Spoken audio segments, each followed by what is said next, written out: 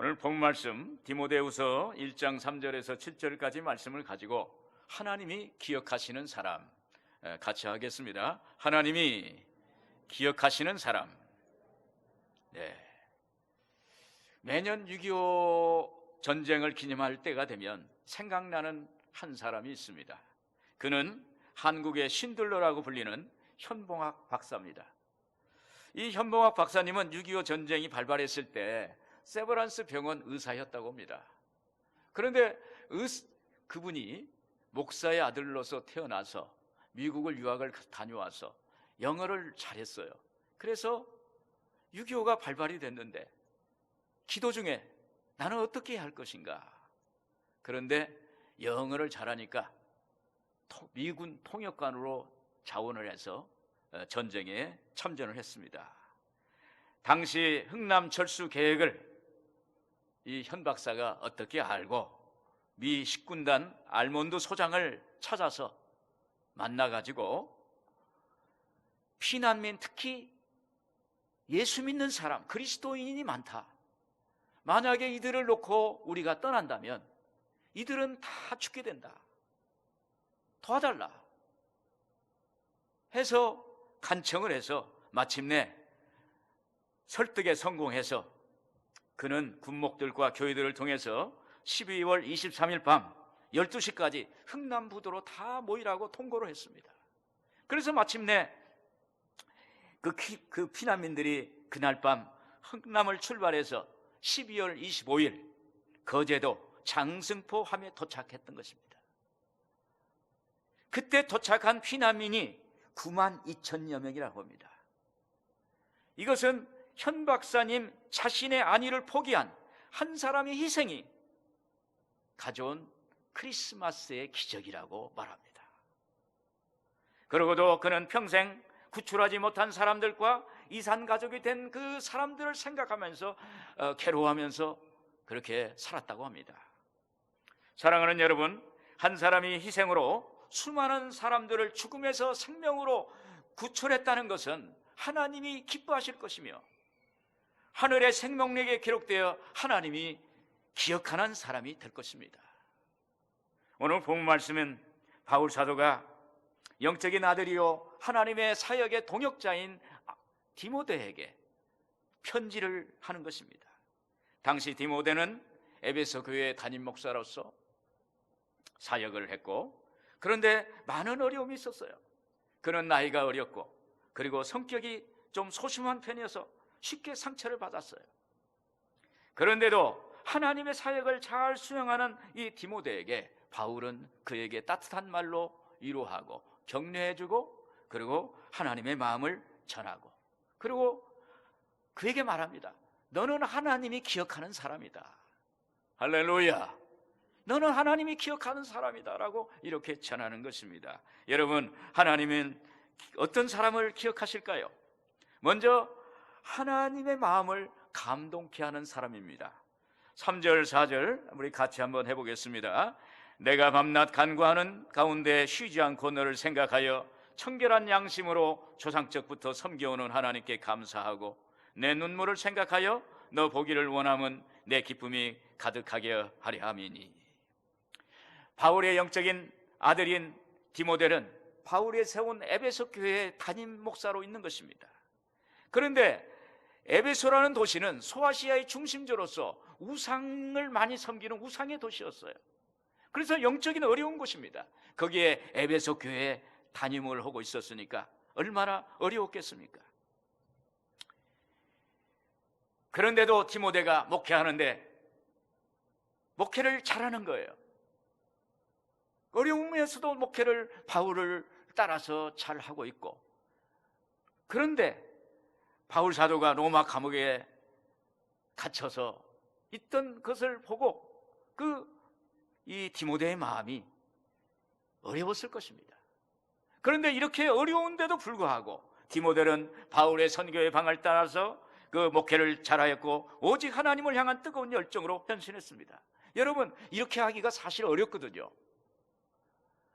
주변 여건이 어렵고 영적으로도 어렵고 문제가 있고, 그런데 이 바울의 선교의 방향을 쫓아서 이 잘하고 그리고 열정을 가지고 지치지 않고 뜨겁게 이렇게 한다는 것은 사실 어려운 것입니다. 하나님은 이런 것을 보세요. 하나님은 이런 것을 보시고 감동하세요. 그래서 바울은 매일 쉼없이 기도하는데 디모데를 위한 기도를 하는 것입니다. 여기서 바울은 아들 디모데를 생각했다는 것입니다. 표준 세번역은 생각했다, 기억했다라고 이렇게 기록하고 있습니다. 자, 3절 4절 표준 세번역을 보시면 제가 읽어드리겠습니다. 나는 밤낮으로 기도하는 가운데 끊임없이 그대를 기억하면서, 디모데를 기억하면서 조상 때부터 그렇게 한 것과 같이 내가 깨끗한 양심으로 섬기는 하나님께 감사드립니다. 그대의 눈물을 기억하면서 나는 그대를 보기를 원합니다. 그것은 나의 기쁨이 충만해지게 하려 하는 것입니다. 사랑하는 여러분, 하나님이 디모데를 봤을 때 하나님의 마음은 어땠을까요? 여기에 바울의 마음을 통해서 우리가 알 수가 있어요. 하나님이 이 바울의 마음을 통해서 드러내는 거예요. 바울의 마음은, 아마 하나님 마음은 바울의 마음같이 감동했을 것입니다. 그래서 디모데서를 쓸 때 인간의 바울의 마음으로 쓴 것이 아니라 성령의 감동, 하나님이 주시는 마음으로, 그 감동으로 이렇게 쓴 것입니다. 여기서 바울이 디모데를 향해서 이렇게 말합니다. 나는 밤낮으로 기도하는 가운데 끊임없이 그대를 기억한다, 이렇게 말해요. 이 말은 너는 하나님이 기억하는 존재라는 거예요. 너는 하나님의 자녀라는 거예요. 너는 하나님의 관심사라는 거예요. 너는 하나님의 사랑받는 존재라고 말씀하는 것입니다. 그리고 너는 많은 사람들이 너를 위해서 중보하는 그러한 존재라고 말하고 있는 것입니다. 이사야서 49장 16절에 내가 너를 내 손바닥에 새겼고 너의 성벽이 항상 내 앞에 있나니. 오늘 여러분, 하나님이 사랑받는 존재, 하나님이 기억하는 존재는 하나님의 손바닥에 기록했다는 거예요. 손바닥에다 기록하고 항상 쳐다본다는 거예요. 여러분, 거룩한 일이나 생활 속에 누가 생각나고 기억나게 되는 것은 성령의 감동이 있을 때, 하나님의 마음이 감동될 때, 그때 역사되는 것입니다. 하나님이 감동하시면 하나님이 함께 하시고 하나님이 위로해 주시고 하나님이 함께 하시기 때문에 힘이 생기는 거예요. 오늘 여러분들에게 하나님이 함께 하셔서 힘이 생기기를 주의 이름으로 축원을 드립니다. 오늘 복음성가에 우리 홍예원 우리 집사님이 이렇게 불렀는데 어떻게 나하고 딱 맞았어요.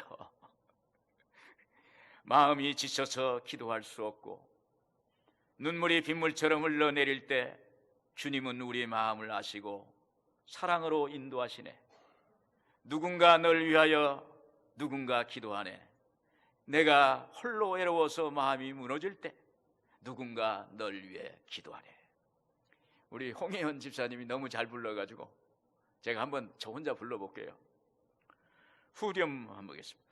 누군가 널 위하여 누군가 기도하네.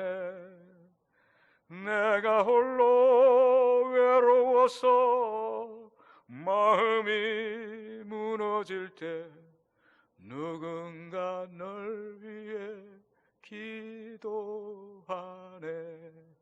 할렐루야.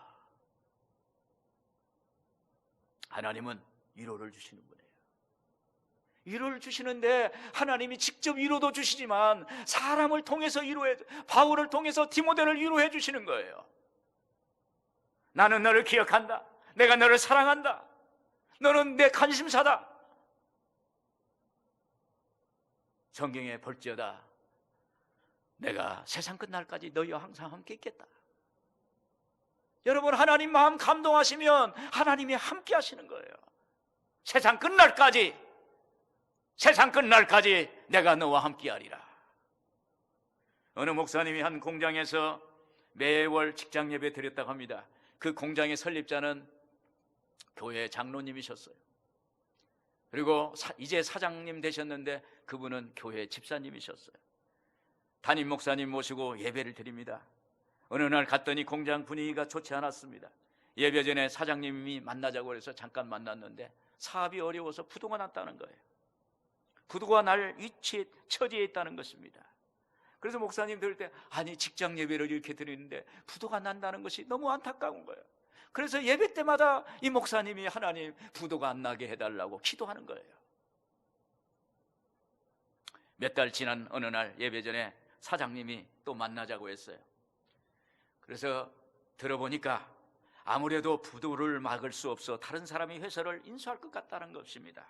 그리고 눈물을 흘리면서 이제 누가 회사를 맡든지 누가 인수하든지 그거 관계없이 이 직장 예배만은 이어졌으면 좋겠다. 다른 사람이 회사를 인수하면 먼저 예배가 없어질 것이라는 생각을 하니까 하나님 앞에 마음이 애통해지더라는 것입니다. 그래서 뭐 재산이 사라지는 것도 빚이 많은 것도 얼마든지 감당할 수 있는데 사장님 자신 믿음 때문에 사장님 자신 믿음이 부족하기 때문에 예배가 사라진다는 것이 너무너무 애통하다는 거예요.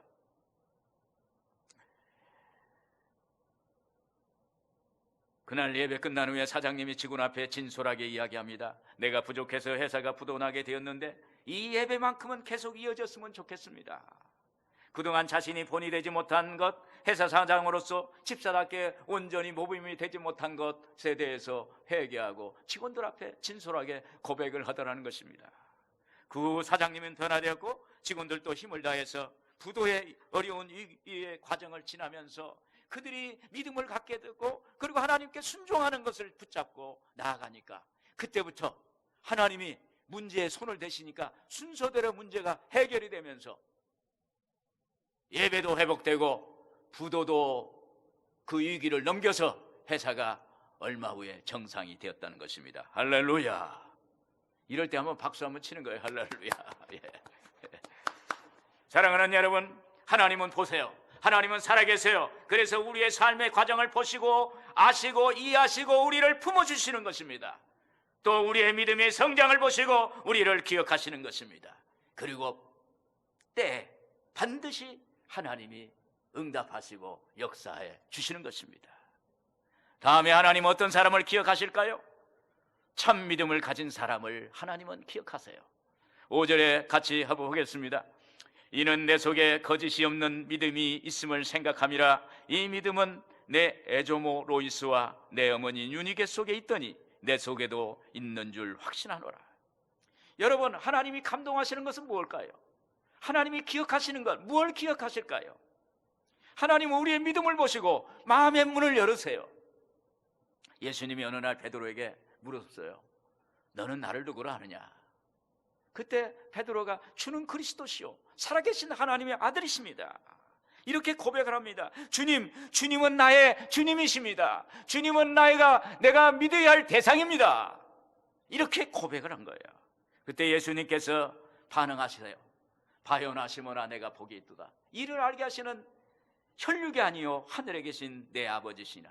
너는 베드로라. 이 반석에 내 교회를 세우니 음부의 권세가 이기지 못하리라.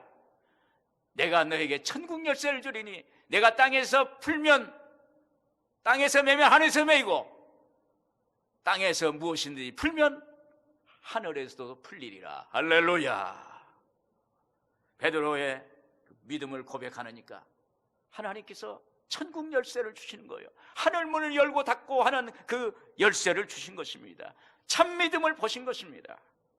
그런데 디모데는 거짓이 없는 믿음, 참 믿음의 소유자였습니다. 그의 믿음이 순수한 것입니다. 이 믿음은 말씀대로 행한 것입니다. 말씀을 믿고 따라가는 거예요. 하나님을 바라보고 온전히 순종한 것입니다. 신앙의 생명은요 순수성에 있어요. 신앙이 순수해야 생명이 있는 거예요. 신앙이 뭐 인간적인 거, 뭐 또 이렇게 뭐 거짓말을 하고 이런 것들은 생명이 없는 거예요. 신앙생활 하다 보면 타성에 빠지고 건성건성하는 것도 있고 거짓하는 믿음도 있습니다. 그런데 하나님은 다 우리를 보세요. 우리의 믿음을 보십니다. 우리의 믿음을 기억하세요. 요즘 날마다 천국을 향해라는 책이 이런 이야기가 있습니다. 그 청년 바보 의사의 주인공 안수현 의사에 대한 이야기입니다. 그는 성공한 의사도 아니고 유명한 의사도 아니었어요. 젊은 나이에 나이 33살에 천국을 갔어요. 그런데 그 장례식에 4,000명이나 넘는 조문객이 몰려왔고 그를 그리워하는 사람들로 글과 그리고 그의 유고 남겨진 글을 모아서 펴낸 책이 바로 날마다 천국을 향해라는 책입니다. 그 청년 의사 안수현 씨가 살아있을 때 24시간 예수님을 묵상하면서 어떻게 하면 예수님처럼 살 수 있을까라고 그렇게 묵상을 했답니다. 어떻게 하면 예수님처럼 살 수 있을까? 오늘 여러분 좀 우리의 목표를 좀 높일 필요가 있어요. 예수님처럼 살면 어떨까? 여러분, 영성이라는 것은 예수님을 따라가는 거예요. 예수님을 위해서 살아가는 거예요. 예수님의 영광을 위해서 살아가는 것을 영성이라고 합니다. 내 신앙을 좀 목표를 좀 높여 잡고 예수님처럼 어떻게 하면 살까? 이 청년 의사 안수현은 의사로서 육신의 병만 고치는 의사가 아니라 영혼의 질병까지 치료하고 싶었습니다. 환자들에게 복음을 전하고 신앙서적과 설교로 CD를 선물했습니다. 어떤 환자가 아프면 쫓아가서 자기 혈액도 헌혈도 하고 그리고 살리고, 어린아이가 아프면 쫓아가서 밤새 그 자리를 지키고 그런 삶을 살았어요. 그런데 유행성 출혈열로 예수님처럼 33세에 천국을 갔습니다. 여러분, 예수님 마음이, 믿음이 우리 안에 심겨지면 우리는 예수님처럼 살아갈 수가 있어요. 예수님이 원하는 삶을 살아갈 수 있어요. 믿음의 씨가 우리 안에 들어오면 그 믿음의 씨가 자라서 놀라운 역사를 행해지는 것입니다. 여러분, 이런 믿음이 바보 같은 믿음 같지만 많은 이들에게 울림을 줍니다. 많은 이들에게 믿음을 어떤 그 표상을 보여주세요. 나도 저 사람 같이 믿고 싶다. 저 사람이면 내가 예수 믿고 싶다. 그런 마음이 주는 것입니다. 이런 믿음이 참 믿음이요, 살아있는 믿음입니다. 이런 믿음을 하나님이 기억하시는 거예요. 바울은 디모데후서 4장 7절에 그랬습니다. 나는 선한 싸움을 싸우고 나의 달려갈 길을 마치고 믿음을 지켰으니 이제후로는 나를 위하여 의의 면류관이 예비되었으므로 그랬습니다. 빌립보서 3장에는 바울이 표대를 향해서 달려가고 하나님의 부르신 부름의 상을 위해서 달려간다고 이렇게 고백을 합니다. 여러분, 참 믿음은 이렇게 믿음을 가지고 달려가는 거예요. 하나님의 그 우리에게 주어진 목표를 향해서 달려가는 것입니다. 그때 하나님은 그것을 기억하시고 우리에게 상급을 주시고 면류관을 주시고 하나님의 놀라운 역사를 행해 주시는 것입니다. 바울은 디모데의 믿음 속에서 외할머니와 어머니의 믿음을 보았습니다. 여러분, 믿음의 대를 잇는다는 것은 하나님의 은혜입니다. 대를 잇는 믿음은 어렵습니다. 부모가 잘 믿었다고 해서 자식이 잘 믿는 건 아니에요. 그런데 아버지, 어머니의 믿음을 보고 나서 하나님은 살아계시는구나. 하나님은 이렇게 역사하시는구나. 그럴 때 믿음이 전수가 됩니다. 여러분, 믿음이 잘 전수가 안 되면 어떨까? 믿음이 잘 안 되면 너무 어려워요. 영적인 것이 가족들부터 이렇게 틀어지니까 모든 것이 다 틀어지는 거예요. 저도 저희 자녀들 앞에서 믿음의 본이 되려고 노력을 합니다. 목사가 강단에서 하는 것과 집에서 행하는 것과 같아야 되는데 강단에서는 거룩하게 하고 집에 가서는 이렇게 대충 살고 그러면 너무 안 되는 것 같아요. 그래서 제가 눈으로 안 보이지만은 무척 노력합니다. 그래서 이 정도가 된 거예요. 할렐루야. 자식들이 우리 부모님처럼 믿음 가지고 살았더니 비로소 잘 되었다라고 말할 수 있어야 되는 것입니다. 그 예가 성경에 이렇게 나옵니다. 아브라함의 아들 이삭이 농사를 하여 100배의 결실을 거두었다고 합니다. 그런데 그가 그렇게 되기까지 이삭이 아버지가 판 우물을 또 팠어요. 그러면 블레셋이 와서 또 우물을 메꿉니다. 우물은 축복을 상징해요. 또 우물을 팝니다. 그러면 또 블레셋이 와서 또 막습니다. 또 팝니다. 또 막습니다. 그런데 결국 나중에는 블레셋이 다투지 아니하였으므로 이삭이 그곳을 르호봇이라 해서 창세기 26장 22절에 그랬습니다. 이제는 야훼께서 우리를 위하여 넓게 하셨으니 이 땅에서 우리가 번성하리로다. 여기서 이삭이 아브라함 때 우물을 팠다는 것은 이삭이 아브라함의 신앙을 본받았다는 거예요. 그것이 영적인 의미입니다. 아브라함이 판 우물을 아들이 팠다는 것은 아버지의 신앙을 본받았다는 것입니다. 이삭이 아브라함의 그래서 복을 받은 것입니다. 여러분은 어떤 믿음 갖고 계십니까? 여러분은 어떻습니까? 믿음이 순수합니까? 믿음대로 살려고 노력하고 있습니까? 거짓이 없는 믿음입니까?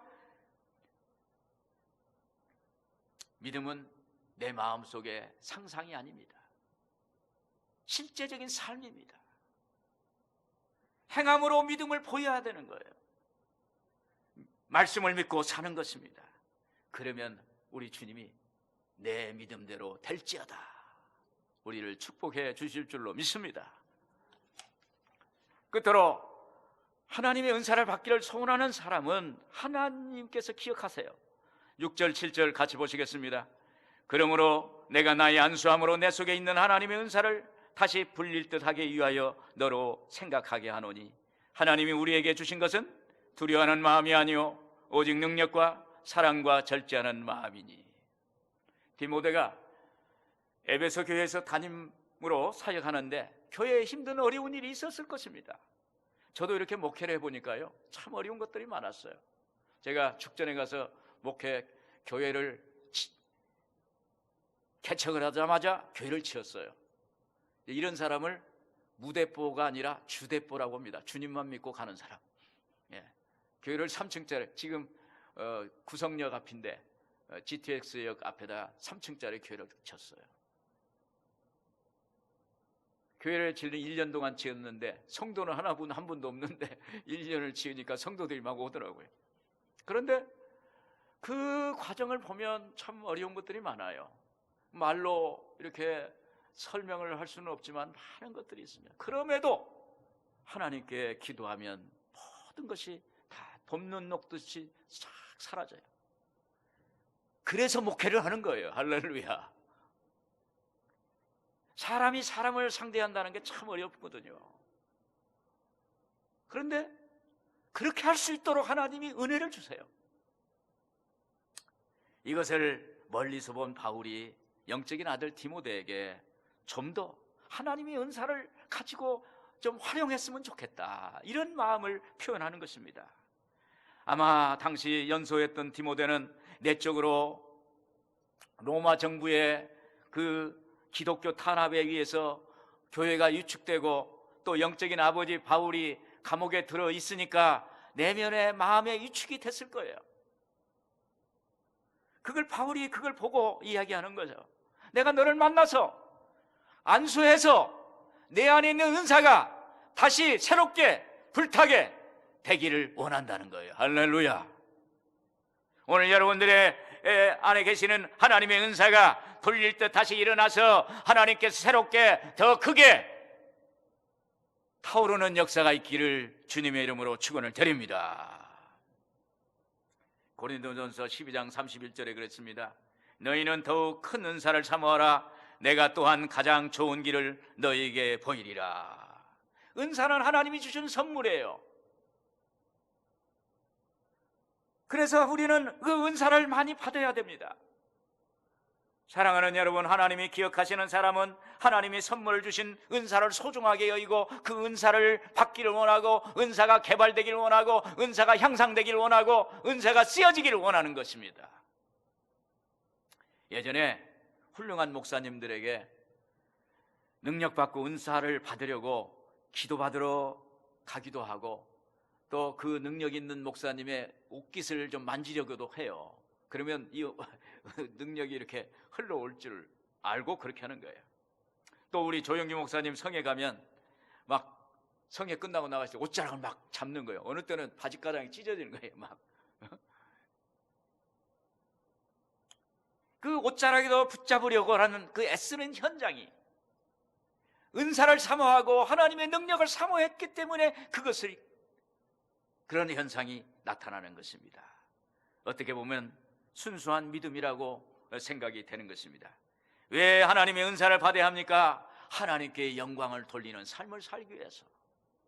에베소서 4장 11절에 표준 세 번역에 보면 그분이 어떤 사람은 사도로, 어떤 사람은 예언자로, 어떤 사람은 복음 전도자로, 또 어떤 사람은 목회자와 교사로 삼으셨습니다.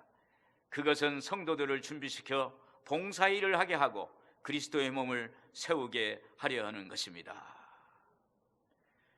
성도로 세워서 봉사하게 하고 그리스도의 몸된 교회를 세우려고. 베드로전서 4장 11절에 그랬습니다. 만일 누가 말하려면 하나님의 말씀을 하는 것 같이 하고 누가 봉사하려면 하나님의 공급하시는 힘으로 하는 것 같이 하라. 이렇게 봉사하고 헌신하는 것이 인간의 힘으로 하면은 그것이 소용이 없다는 거예요.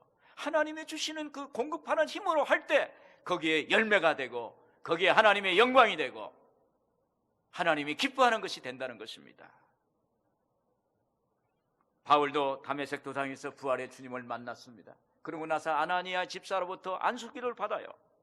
그때 안수기도 받을 때 이 아나니아가 사울이라는 청년 나중에 바울에게 이렇게 말합니다. 사도행전 9장 15절에 이 사람은 내 이름을 이방인과 임금들과 이스라엘 자손들에게 전하기 위하여 택한 나의 그릇이다. 이렇게 말씀하십니다. 아나니아가 안수함으로 바울에게 이방인의 선교, 이방인을 섬길 수 있는, 교회를 세울 수 있는 하나님의 능력과 은사가 주어지게 된 것입니다. 그래서 바울은 가는 곳곳마다 안수기도할 때 기적이 일어났어요.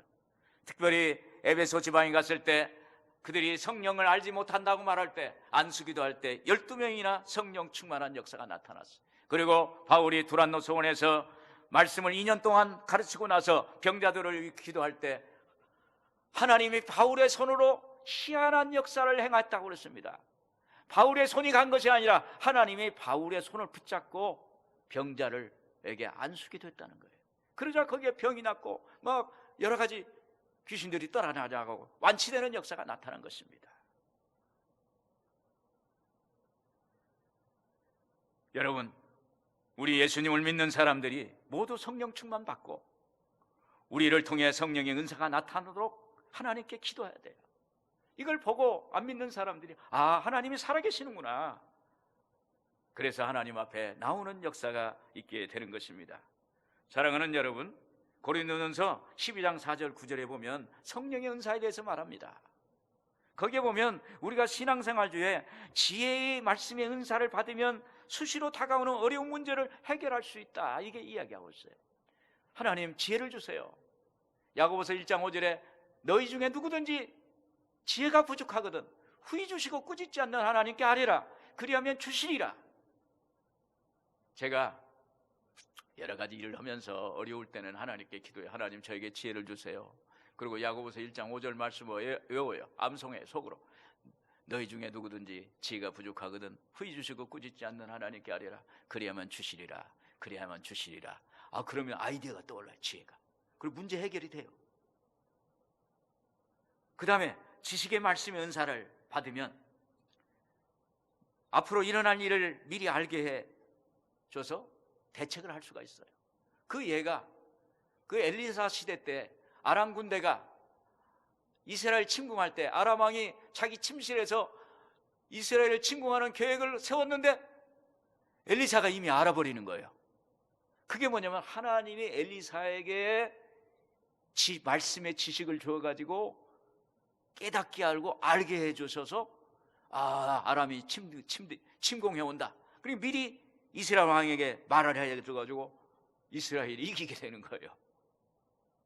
그것이 바로 지혜의 말씀 은사입니다. 영분별의 은사가 있어요. 마귀를 쫓아내고 성령을 받아내는 거예요. 영 분별하는 거 이렇게 딱 보면 저 사람이 정말 거룩한 사람이다 아니다 라는 걸 분별할 수가 있어요.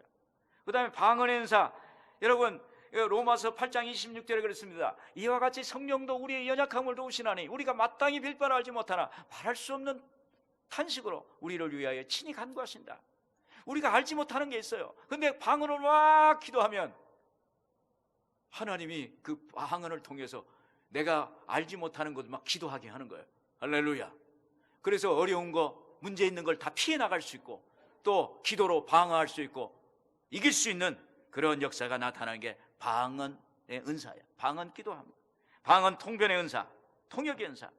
제가 20대 때 YWCA 강당에서 예수전도단 모임을 갔어요. 예수전도단 화요일마다 내게 강 같은 평화, 내게 강 같은, 그때 복음성가 처음 나왔는데 거기 있었어. 그때 해외 선교사들이 와서, 그때는 이렇게 민주화가 되지 않았어요. 그때는 1977년도니까 아주 막 러시아에서 온 사람, 호주에서 온 사람, 미국에서 온 사람, 아프리카에서 온 사람들이 방언을 해요. 그러면 옆에 누가 또 일어나서 통역을 해요. 그걸 보고 이야, 하나님이 살아계시는구나, 할렐루야. 막 방언하는 사람이 통역을 잘못했으면 통역 잘못했다고 그럴 텐데 아무 소리 않더라고.